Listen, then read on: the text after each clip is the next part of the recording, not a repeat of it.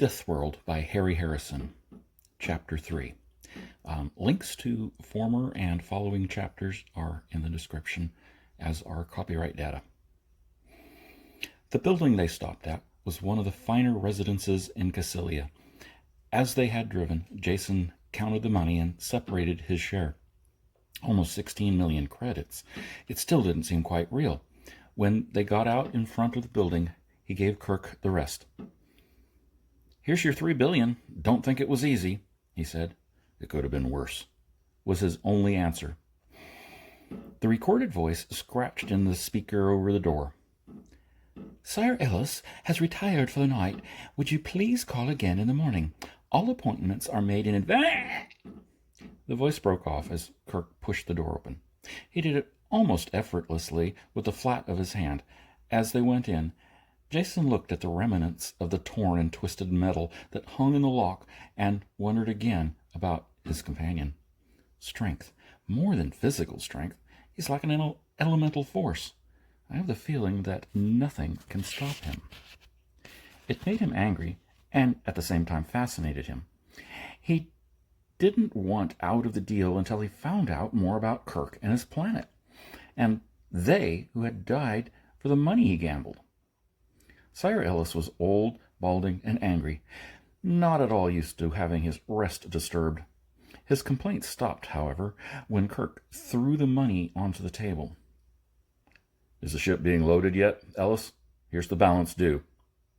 Ellis only fumbled the bills for a moment before he could answer Kirk's question. "The ship, but of course.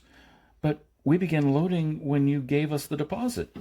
You have to excuse my confusion. This is a little irregular. We never handle transactions of this size in cash." "That's the way I like to do business," Kirk answered him. "I've canceled the deposit. This is the total sum. Now, how about a receipt?" Ellis had made out the receipt before his senses returned. He held it tightly while he looked uncomfortably at the $3 billion spread out before him. "Wait. I can't take this now. You'll have to return in the morning to the bank in normal business fashion," Ellis decided firmly. Kirk reached over and gently drew the paper out of Ellis's hand. "Thank you for the receipt," he said. "I won't be here in the morning, so this will be satisfactory. And if you're worried about the money, I would suggest you get in touch with some of your plant guards or private police. You'll feel a lot safer." When they left through the shattered door, Ellis was frantically dialing numbers on his screen. Kirk answered Jason's next question before he could ask it. "I would imagine you would like to live to spend that money in your pocket. So I've booked 2 seats on an interplanetary ship." He glanced at the car clock. "It leaves in about 2 hours, so we'll have plenty of time. I'm hungry. Let's find a restaurant. I hope you have nothing at the hotel worth going back for. It would be a little bit inconvenient." "Nothing worth getting killed for," Jason said. "Now, where can we go to eat? There are a few questions I'd like to ask you myself." They circled carefully down to the transport levels until they were sure they had not been followed. Kirk nosed the car into a darkened loading dock where they abandoned it. "We can always get another car," he said, "and they probably have this one spotted. Let's walk back to the freightway. I saw a restaurant in there as we came by." Dark and looming shapes of overland freight carriers filled the parking lot. They picked their way around the man-high wheels and into a hot and noisy restaurant. The drivers and early morning workers took no notice of them as they found a booth at the back and dialed a meal. Kirk chiseled a chunk of meat from a slab in front of him and popped it carefully into his mouth. "Ask your questions," he said. "I'm feeling much better already." "What's in the ship?" Excuse me. "What's in this ship that you arranged for tonight? What kind of cargo was I risking my neck for?" "I thought you were risking your neck for money," Kirk said dryly. "But be assured it was in a good cause. The cargo means the survival of a world. Guns, ammunition, mines, explosives, and such." Jason choked on his mouthful of food. "Gun running? What are you doing? Financing a private war? And how can you talk about survival with a lethal cargo like that? And don't try to tell me you have a peaceful use for them. Who are you killing?" Most of the big man's humor had vanished. He had a grim look that Jason knew well. Yes, peaceful would be the right word, because that is basically all we want. We just want to live in peace. And it's not who we are killing, it's what we are killing. Jason pushed his plate away with an angry gesture. "You're talking in riddles," he said. "What you say has no meaning." "It has meaning enough," Kirk told him, "but only on one planet in the universe. Just how much do you know about Pyrrhus?" "Absolutely nothing." For a moment, Kirk sat, wrapped in memory, slowly scowling. Then he went on. "Mankind does not belong on Pyrrhus. Yet, we've been there for almost 300 years now. The age expectancy of my people is 16 years. Of course, most adults live beyond that, but the high child mortality brings the average down. It is everything that a humanoid world should not be. The gravity is nearly twice Earth normal. The temperature can vary daily from Arctic to tropic. The climate, well, you have to experience it to believe it, like nothing you've seen anywhere else in the galaxy." "I'm frightened," Jason said dryly. "What do you have, methane or chlorine reactions? I've been down on planets like that." Kirk slammed his hand down hard on the table. The dishes bounced and the table legs creaked. "Laboratory reactions," he growled. "They look great on a bench, but what happens when you have a world filled with those compounds? In an eye wink of galactic time, all the violence is locked up in nice, stable compounds. The atmosphere may be poisonous for an oxygen breather, but taken by itself, it's as harmless as weak beer. There's only one setup that is pure poison as a planetary atmosphere. Plenty of H2O, the most universal of solvents you can find, plus free oxygen to work on." "Water and oxygen?" Jason broke in. "You mean Earth, or a planet like Cassilia here? That's preposterous." "Not at all. Because you were born in this kind of environment, you accept it as right and natural. You take it for granted that metals corrode, coastlines change, and storms interfere with communications. These are a normal occurrence on an oxygen water world. On Pyrrhus, these conditions are carried to the nth degree. The planet has an axial tilt of 42 degrees, so there is a tremendous change in temperature from season to season. This is one of the prime causes of the constantly changing ice cap. The weather generated by this is spectacular, to say the least." "Well, if that's all," Jason said, "I don't see why—" "That's not all. That's barely the beginning. The open seas perform the dual destructive functions of supplying water vapor to keep the weather going and building up gigantic tides. Pyrrhus's two satellites, Samos and Bessos, combine at times to pull the oceans up into 30-meter tides, and until you've seen one of those tides lap over an active volcano, you've seen nothing. Heavy elements were what brought us to Pyrrhus, and those same elements keep the planet a volcanic boil. There have been at least 13 supernovas in that immediate stellar neighborhood. Heavy elements can be found on most of the planets, of course, as well as completely unbreathable atmospheres. Long-term mining and exploration cannot be done by anything but a self-sustaining colony, which meant Pyrrhus, where the radioactive elements are locked in the planetary core, surrounded by a shell of lighter ones. While this allows for the atmosphere we need, it also provides unceasing volcanic activity as the molten plasma forces its way to the surface. For the first time, Jason was silent, trying to imagine what life could be like on a planet constantly at war with itself. "I've saved the best for last," Kirk said with grim humor. "Now that you have an idea of what the environment is like, think of what kind of animal forms would populate it. I doubt if there's one off-world species that would survive a minute.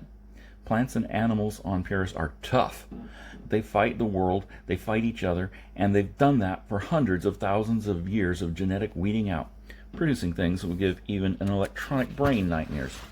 Armor-plated, poisonous, claw-tipped, fang-mouthed. That describes everything that walks, flaps, or just sits and grows. Ever see a plant with teeth that bite? I don't think you want to. You'd have to be on Pyrrhus, and that means you would be dead within seconds of leaving the ship. Even I'll have to take a refresher course before I'll be able to go outside the landing buildings. The unending war for survival keeps life forms competing and changing. Death is simple, but the ways of dealing it are too numerous to list. Unhappiness rose like a weight on Kirk's broad shoulders. After long moments, he thought he moved visibly to shake it off. Returning his attention to the food and mopping up the gravy from his plate, he voiced part of his feelings. I suppose there's no logical reason why we should stay and fight this endless war, except that Paris is our home. The last piece of gravy-soaked bread vanished, and he waved an empty fork at Jason. Be happy you're an off-worlder. You'll never have to see it. That's where you're wrong, Jason said, calmly as he could. You see, I'm going back with you. Chapter 4. Don't talk stupid, Kirk said as he punched for a duplicate order of steak. There are much simpler ways of committing suicide. Don't you realize that you're a multimillionaire now? With what you have in your pocket, you can relax for the rest of your life on the pleasure planets. Paris is a death world, not a sightseeing spot for jaded tourists. I cannot permit you to return with me. Gamblers who lose their tempers don't last long. Jason was angry now, but it only showed in a negative way, in the lack of expression on his face and the calmness in his voice. Don't tell me what I can or can't do, Kirk Pierce. You're a big man with a fast gun, but that doesn't make you my boss. All you can do is stop me from getting back on your ship, but I can easily afford to get there any other way, as you know. And don't tell me I don't want to go to Paris for sightseeing when you have no idea of my real reasons. Jason didn't even try to explain his reasons. They were only half realized and far too personal. The more he traveled, the more things looked the same to him. The old civilized planets sank into drab similarity. Frontier worlds had all the crude sameness of temporary camps in a forest. Not that the galactic worlds bored him, it was just that he had found their limitations and yet never found his own.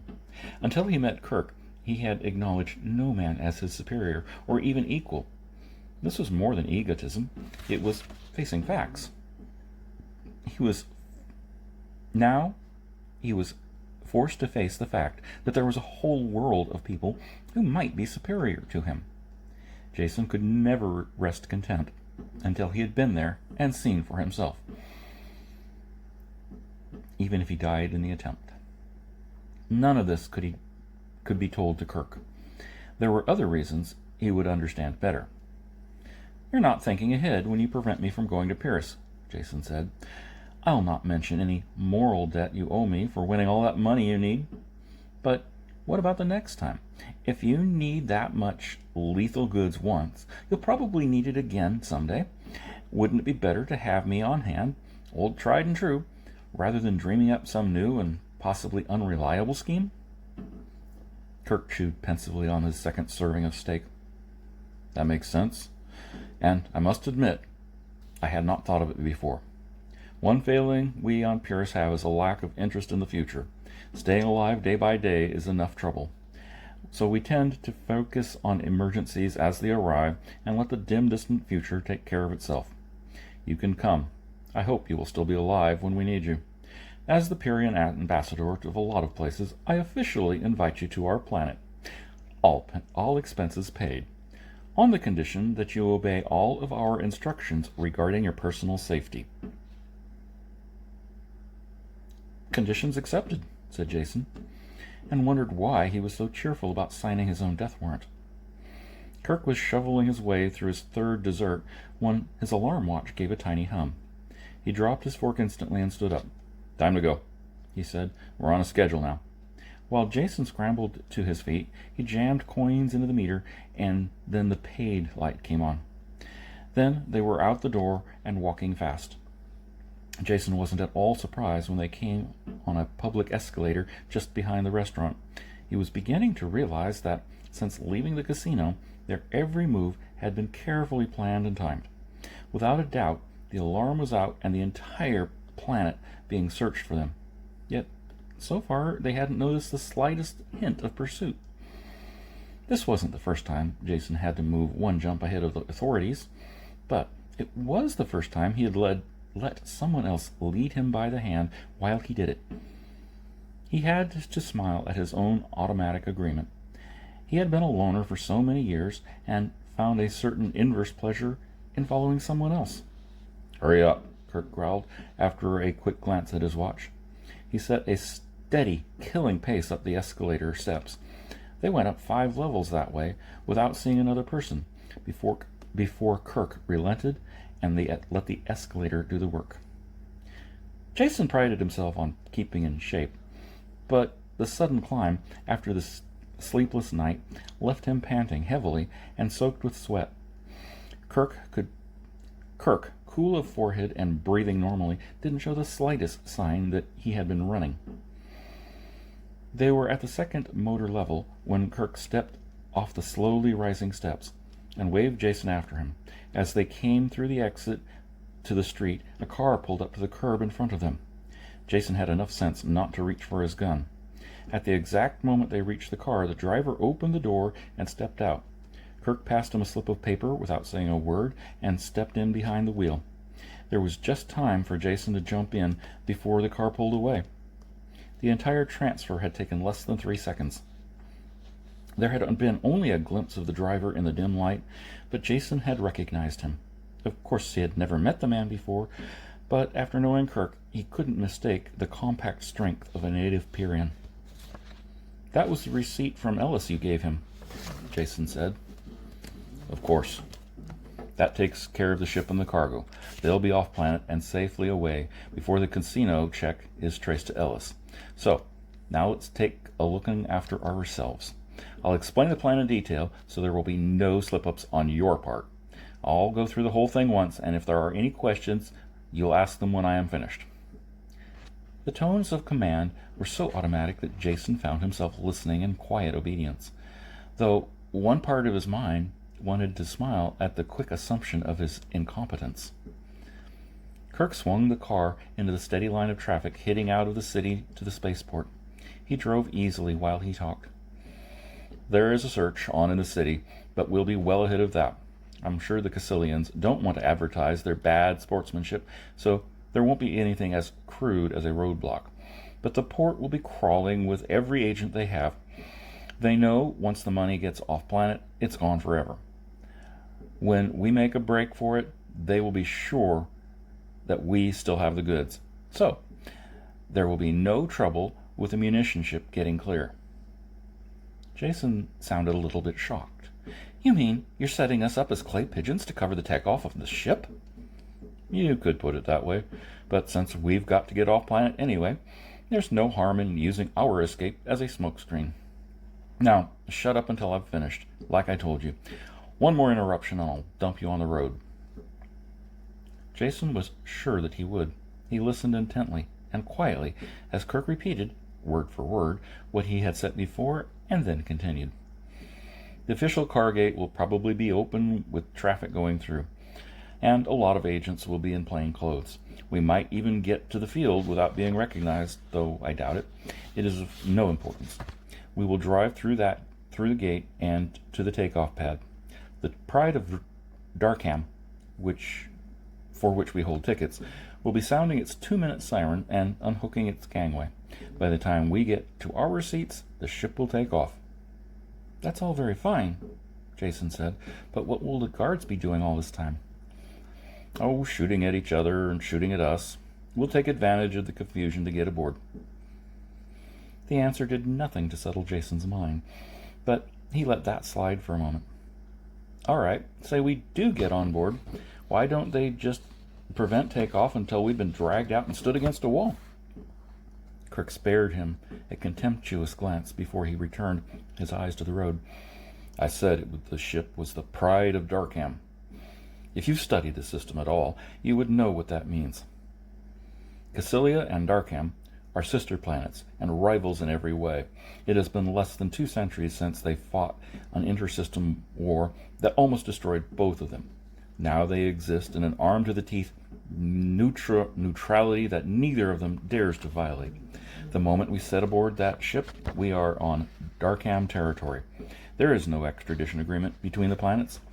Cassilia may want us, but not badly enough to start another war. That was all the explanation there was time for. Kirk swung the car out of the rush of traffic and onto a bridge marked Official Cars Only.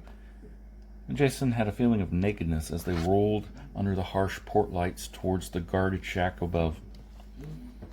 It was closed. Another car approached the gate from the inside, and Kirk slowed their car to a crawl. One of the guards talked to the driver of the car inside the port, and then waved to the gate attendant. The barrier gate began to swing inwards, and Kirk jammed down on the accelerator. Everything happened at once. The turbine howled, the spinning tires screeched, the road and the car crashed open the gate. Jason had a vanishing glimpse of the open-mouthed guards, and then they were skidding around the corner of a building. A few shots popped after them, but none came close. Driving with one hand, Kirk reached under the dash and pulled out a gun that was the twin of the monster strapped to his arm. "Use this instead of your own," he said. "Rocket-propelled explosive slugs. Makes a great bang.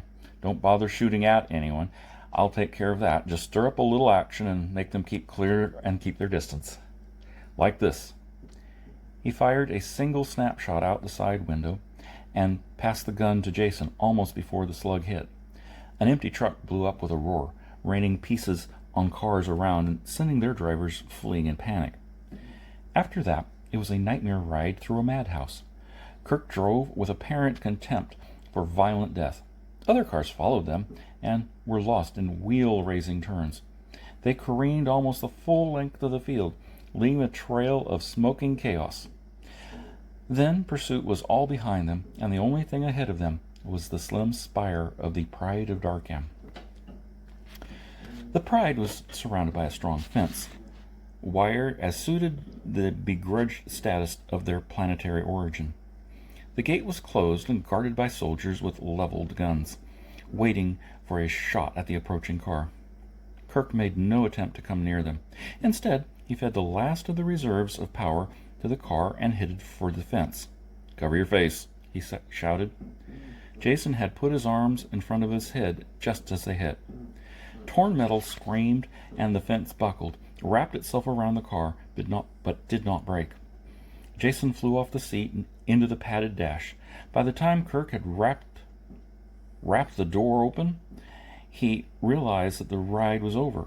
Kirk must have seen the spin of his eyeballs, because he didn't talk, just pulled Jason out and threw him onto the hood of the ruined car.